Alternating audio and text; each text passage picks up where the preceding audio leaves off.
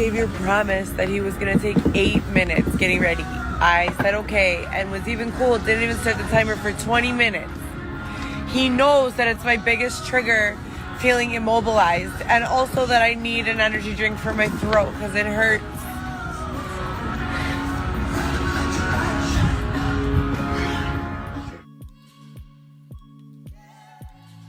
I'm still doing everything. Can you stop spraying that at me? It's really hot.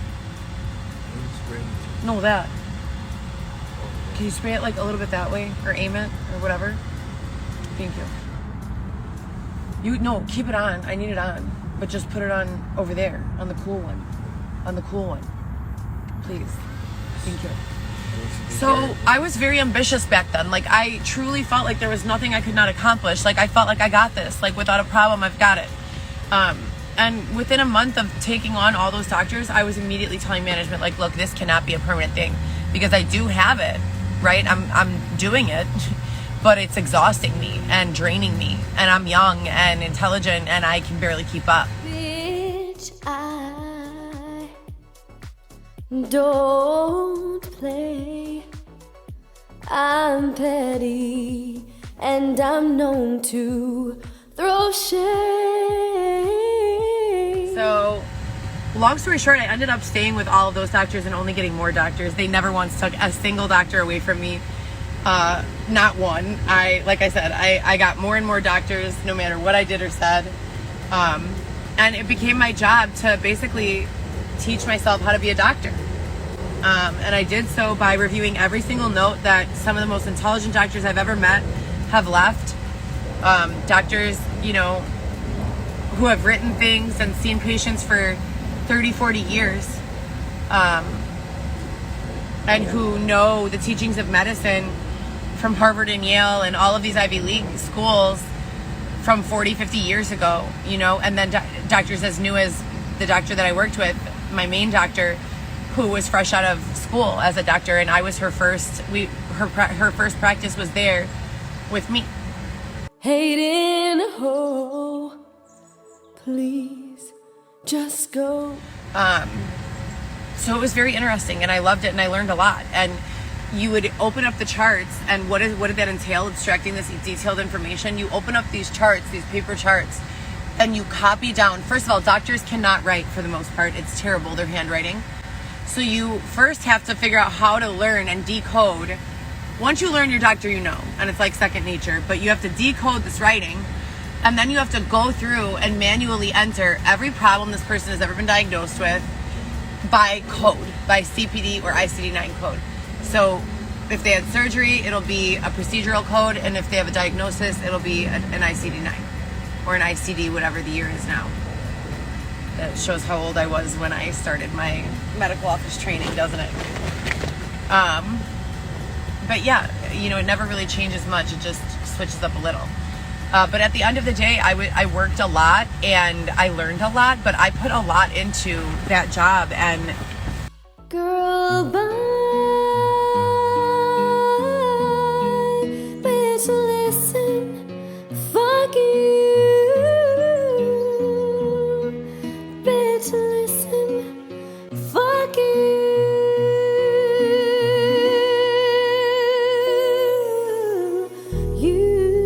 Needless to say, there was a situation that ended up occurring. It was also one of gay rights or gay, back in this period of time where lesbian, babe, what's the acronym? LGBTQ, tell me one more time. LGBTQ movement was like going super crazy. Well, whatever happens when you pay attention to something like that is that lawyers and like class action lawsuit shit, that gets really hot. They start seeing, oh, okay, well, we're gonna make a big lot of publicity about this shit, and then all these lawyers start creeping out of the woodworks, and before you know it, it goes from a movement that's morally based to one that is so corrupt and money driven. So I got put in charge. We got a new endocrinologist at the practice. We already had 4, but we got a new one, and I got put in charge of hiring his assistant or interviewing his assistant, which I appreciated because it was my first time ever doing a formal interview, and I really wanted that experience. So I was super grateful for that. I didn't feel like that was being overworked. I felt like I was truly the best person for the job because even our administration, as I said, it was so far separated from the clinical that they could not anticipate the needs of an endocrinologist. What the fuck does an office manager know about, endocrinology? Not a fucking thing. And what do they know about the workflow? Nothing, So I felt honored, almost like very grateful to be a part of that process. I knew what we needed in a candidate, and I also knew that hiring a candidate who could do what I was doing was going to help me out a lot, and relieve a lot of that pressure. So I interviewed this girl. I think I interviewed like 5 people in total. The last one I interviewed, she's a lesbian, and she has a super lesbian haircut. And she walks in and tells me, and she's from an Ivy League college. I believe she was studying rocket science, and I'm not even kidding. And she tells me that she tells her name, and she says, if there's more than one, and then her name, I don't want to say her name on here. I don't want to bust her out, but if there's more than one, let's just call her Susie. If there's more than one Susie, you can call me Susie with the dykey haircut. And I just burst out laughing. And she was very forwardly a lesbian, and she kind of dressed super dykey. But I just thought it was so funny because the climate and the political climate around this, say it again, babe? LGBTQ was so, can't even breathe. So elevated, so publicized, so much in the media that she would walk in and say something like that. And I was like, I have to know this lady better. I wasn't attracted to her or anything, just I wanted her on my team. I felt like she was smart, she was funny, and in conversation she could easily, repeat back what I was looking for and offer suggestions even before she knew the exact job, So I was like, fuck it, I'm gonna disregard that comment as being inappropriate and take it as being, what we need in this otherwise very stuffy work environment. There's a lot of laws and ethics when it comes to medical. So to find someone like that, I felt like it was a major win, and I recommended her to be hired on the spot. Fast forward 3 to 6 months later, she gets ill. Susie gets sick. And anytime one of my team is out, I'm the covering. So if anyone on the endocrinology floor is gone, I'm automatically the assistant. That spread out to several other niches or specialties, which was not common for everyone. But for me, I was always the one, that was covering. So she gets ill, and we're waiting on test results from her. And her endocrinologist was a new young guy. And I had also been his assistant before hiring this girl, Susie. So I take over for her. She's hospitalized, and I'm incredibly worried. Plus, I have a late postpartum hemorrhage. I just got back in the office 3 days ago. I'm breast pumping. This girl's practically dying. It's a serious illness, whatever she's got. I don't know the exact diagnosis. Her test results come through. Okay? It's my job to go through this big bin of test results that come back before they get classified. If they are not automatically classified by AI, meaning if they are not attached to the patient's chart by AI, I have to go through, look for their name, the referring physician, the time and date of exam, and attach them to the patient's chart manually. We also do this for stat orders. So if an order is very important or time sensitive, it's called classifying the unknown box. So I'm literally sitting there classifying the unknown box, bleeding out, trying not to die, breast pumping milk, having 3 kids at home, 6 doctors, and not getting a fucking raise, by the way. And all of a sudden, I get called into HR's office. And it's, the next day, and HR is saying, we have a timestamp of you entering this patient's chart. It was Susie. And not only had Susie placed a complaint against HIPAA violation against me, saying that I had classified and moved her test result and that I wasn't supposed to do that, which I was. It was my job. But that I also referred to her as Susie with the dykey haircut and that she was offended. You guys, I could not even believe it. So now, the same reason I hired this girl is the reason why I'm getting reprimanded. I could not believe it. I felt so undervalued, so unappreciated, so ignored. I just could not stand it. And I was told that I would need, in order to avoid lawsuit, Northwestern had to take action, which I understood.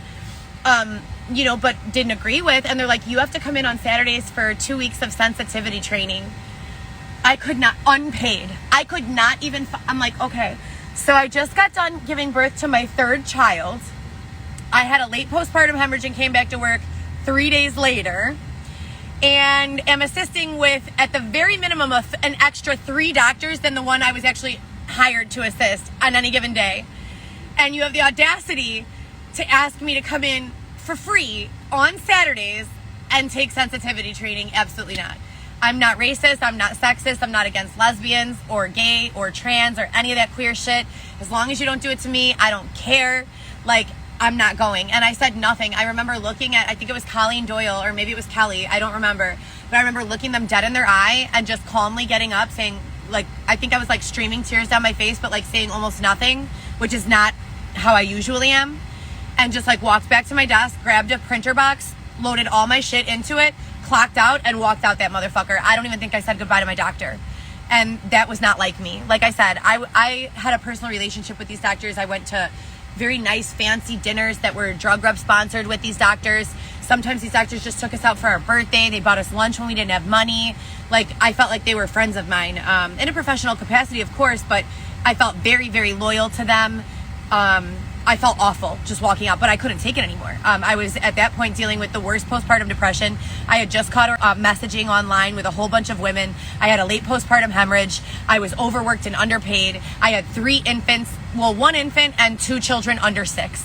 So 2 children under 6 and an infant baby, a late postpartum hemorrhage, a full-time career that I was working full-time and a half for the money that was, I probably got paid the least in my entire pod, or in the least 10.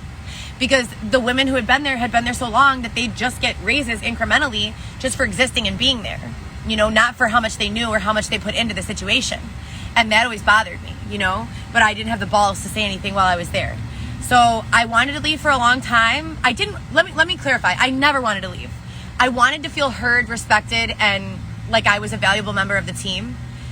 I didn't feel that way. And so because I couldn't get any results after communicating, after submitting, you know, requests, etc. and so forth, my doctors would tell me every single time, I recommended you for a raise. I always recommend you for a raise. We never speak anything. When they come for your performance reviews, we review the fuck out of you, all 5s. Like, we love you. And because I would ask them, am I doing, what more can I do? You know, almost obsessively. And I finally just grabbed my shit, grabbed a computer paper box, packed it with all my stuff, and literally walked out. Just walked out. Not a plan, not a dollar, no car. Had to take that big box on the train. Like, had no idea what the fuck I was going to do. A newborn baby and 2 kids.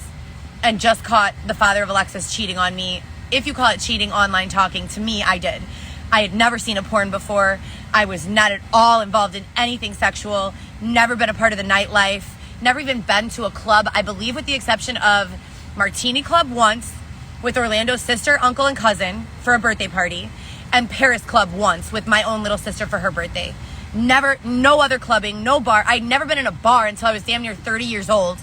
Just no history of or experience with the nightlife. And then I found myself in a position of desperation. And luckily, it was right around the time I got my income tax return. And I lived in the basement of, like I said, it was grandma. So I had support there. I had, you know, I didn't have to pay my own electricity. I didn't have to pay my own gas. I had to pay only $200 a month. Rent, it was $400 a month, or expected to pay $200, and I was expected to pay $200. So I had enough money to pay that for a while, you know, and I could breathe for a second. And I thought that that's where it would end, you know, and that I would be able to get everything in control once I got that job at the eye doctor. But that's when I was kidnapped into the underworld. Ah! What the fuck? And that's the beginning of my novel. If you guys have read the intro, I know I've published it to my blog before. It's very gripping. A lot of people who have read it are super excited to read the novel. Xavier gets me. Now understand, I've purchased at least 5 laptops or internet devices. Laptops, phones, not Chromebook.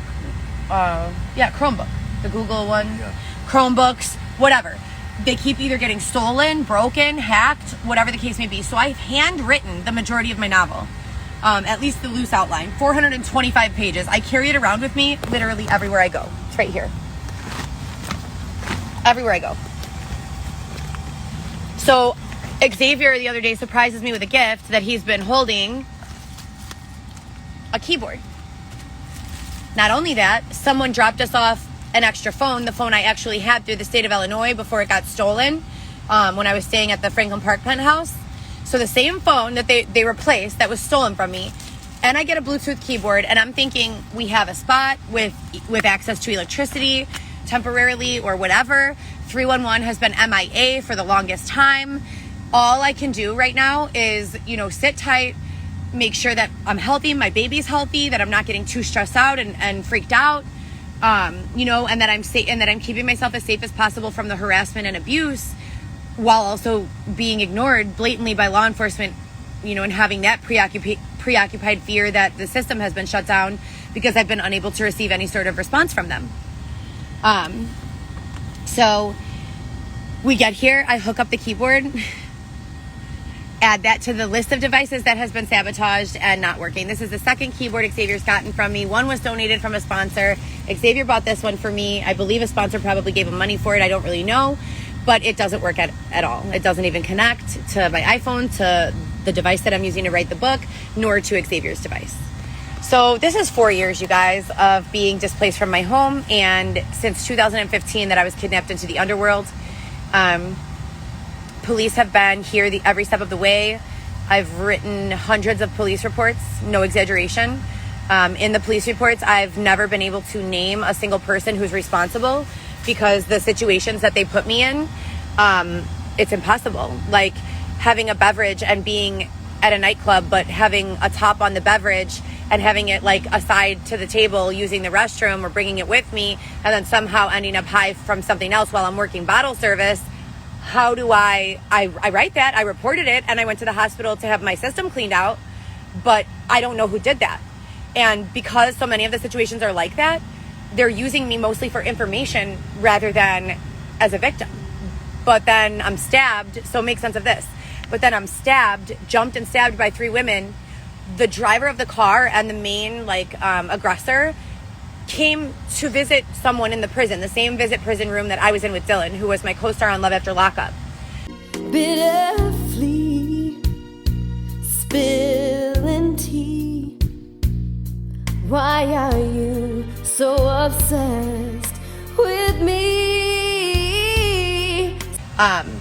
She checked in with an ID, and you have to give your license plate number every time you go into those visits. So on camera at a gas station, her and 2 of her friends jumped out of her car, stabbed me 11 times with screwdrivers, left blood splatter all over, in front of 3 to 5 witnesses, and an ambulance came to pick me up and took me to the hospital to be treated for my wounds, and no criminal charges were pressed. So I can't get victim services. Several $100s stolen from my car during that attack. Then I was bludgeoned by a man in broad daylight at the car wash with my own tire iron. Numerous witnesses, people got it on recording, was brought by ambulance to Elmhurst Hospital, had staples in the back of my head, huge lacerations and fractures all over my face, my legs. Stayed in the hospital 5 days, also had COVID, stayed in the hospital 5 days, and then drove to Tampa Bay, Florida for a job at Rose Bar, Tampa Bay. Was hired immediately, worked, even though I was fucked up. I mean, I was pumpkin head fucked up, you guys. And there's video of this posted on the One Heather GEE account, this account, the HLG Forever account. All of them have video of this, like very, very clear video. No arrests were made again. No charges were prosecuted, supposedly. How do you explain this? I'm not an officer, I'm a civilian, and I'm a mother of 3 children. And it seems like it was incredibly premeditated, because my children, who have lived with me their entire lives on a full-time basis, meaning 4 or 5 days out of the week or more their entire lives, are strategically moved out of my home, placed with their fathers, and then I began being attacked on a regular basis, thrown out of my home, my car destroyed that I just paid $15,000 for, 21 jobs, legal W-2 jobs that I apply for, get hired at, and am working jobs at, suddenly develop some sort of crazy urgent issue and reason why I can't work there anymore. In 36 months, I've had 21 jobs. I don't have a problem keeping a job. I don't have a substance abuse problem. I'm a mom. I'm Heather Gillespie. Maybe you have me confused with someone else. Some people call me Coco Chanel YSL. I have a company, GoPro Solo. It started out doing sexy content and all this coerced nonsense, and evolved into the beautiful conglomerate that it is today. Fitness, fashion, family, and fun. Hello. It's been the same. It's never changed. It's just, how have they been treating me, and what access have I had to be creative? Spread your lies, please go on and try. We both know you should just have a secret